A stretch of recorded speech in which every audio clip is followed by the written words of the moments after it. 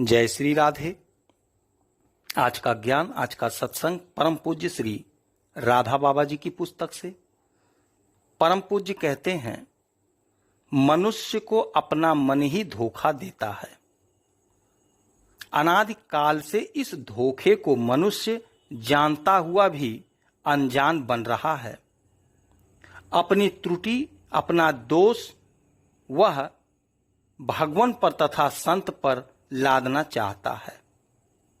भगवान एवं संत का द्वार सदा सर्वदा सर्वथा सबके लिए उन्मुक्त है।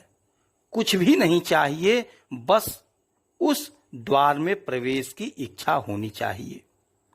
पर हम भीतर से तो संसार में चिपके रहना चाहते हैं, ऊपर से भगवान के संत के द्वार में प्रवेश करने की इच्छा प्रकट करते हैं।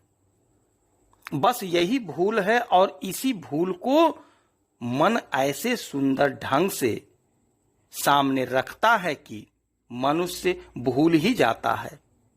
तरह तरह की युक्तियों के फेर में पड़कर यह उद्गार प्रकट करता है, क्या करूं, मेरी परिस्थिति ही ऐसी है कि मैं सत्संग से वंचित हो रहा हूं। वह यह कभी नहीं विचार पाता कि अरे मन, तू मुझे व्यर्थ क्यों ठगता है। तू चाहता तो है नहीं और बातें बनाता है। हम लोगों के साथ यही बात है। हमारा मन हमको धोखा दे रहा है। हमारा मन तरह तरह के कर्तव्य सामने रखेगा और संत के संग से आपको वंचित रखने की चेष्टा करेगा। इसका इलाज या तो हम कर सकते हैं अथवा भगवान की अहेतु की कृपा से जब किसी दिन संसार का मोह भंग होगा, तब दिखेगा कि मनुष्य का एक ही कर्तव्य है, भगवान से प्रेम करना अथवा संत से प्रेम करना। बस इस प्रेम में साधक बनकर संसार रहे तब तो ठीक, नहीं तो अपने हाथ से इसमें आग लगा देना है। इसके पहले बिना पेंदी के लोटे की तरह कभी इधर कभी उधर लुढ़कना है। भगवान की कृपा का आश्रय लेकर हम संत का विश्वास पूर्वक संग करें और उनकी इच्छा के अनुसार अपना जीवन बिताएं, पर यह होगा हमारे किए। हम अपनी इच्छा छोड़कर प्रभु इच्छा के आगे सिर नवाएं। इसी के लिए संत की शुद्ध सहायता की आशा रखें। संत को अपनी इच्छा के अनुसार चलाने की इच्छा सर्वथा भीतरी तह से मिटाकर उनकी इच्छा के अनुसार चलने की चेष्टा करें। देखें, एक लौकिक साधारण माँ भी अपने छोटे बच्चे को उस काम के लिए आज्ञा नहीं देती जिसे बच्चा कर नहीं सकता। फिर भगवान या संत के द्वारा तो यह असंभव है। आप ऐसी कल्पना ही करना ही छोड़ दें कि वे मुझे वह काम करने को कहेंगे जो मैं कर नहीं सकता।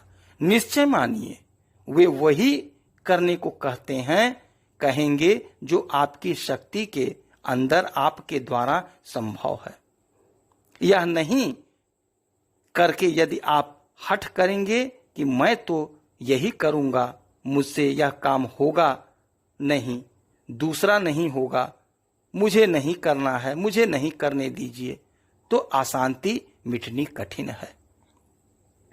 संत हमारे हाथ के यंत्र तो है नहीं कि हम जैसे घुमाएं वैसे वैसे वे घूम जाएं। संत तो श्री कृष्ण के हाथ के यंत्र हैं। सर्वथा श्री कृष्ण की प्रेरणा से ही वे कुछ भी करेंगे, दुनिया राजी हो या नाराज हो। दुनिया राजी हो या नाराज हो, इससे उनको मतलब नहीं।